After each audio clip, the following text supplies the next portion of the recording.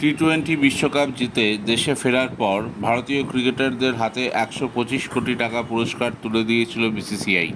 এ খবর তো সকলেই জানেন। বম্বের ওয়াংখেড়ে স্টেডিয়ামে জমকালো সম্বর্ধনা হয়েছিল। তার মধ্যে থেকে মূল স্কোয়াডে থাকা ১৫ জন ক্রিকেটার পেয়েছিলেন ৫ কোটি করে। কোচ হিসেবে সমপরিমাণ অর্থ পেয়েছিলেন রাহুল দ্রাবিড়ও। তবে দলের বাকি সাপোর্ট স্টাফদের থেকে সেই অঙ্কটা ছিল বেশ বেশি, অর্থাৎ বাকিরা পাবেন ২.৫ কোটি, রাহুল ৫ কোটি।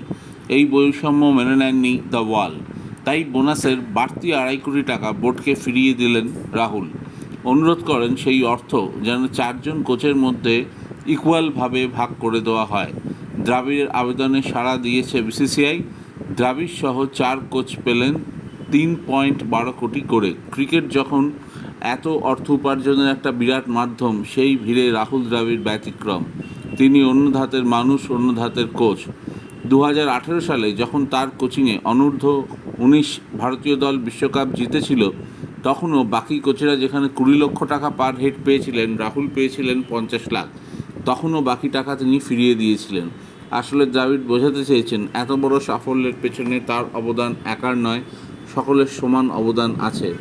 ভারতের বিশ্বকাপ জয়ী দলের কোচিং স্টাফে দ্রাবিড়ের সঙ্গে ছিলেন Vikram Rathour, fielding coach T Dilip এবং বোলিং কোচ মামড়ে। রাহুল দ্রাবিড় কেন সবার চেয়ে আলাদা, কেন এই পেশাদার যুগেও, পেশাদার হয়েও তার মনের মধ্যে একটা আলাদা সংকল্প বাস করে, সেটা এই জিনিস দেখলেই বোঝা যায়। শোনা যাচ্ছে এই দ্রাবিড় এবার কেকেআরের কোচ হবেন। দেখা যাক কেকেআর সমর্থকদের জন্য সেই স্বপ্নটা সত্যি হয় কিনা। খবরটা ভালো লেগে থাকলে অবশ্যই বেশি বেশি করে সাবস্ক্রাইব করুন। Thank you.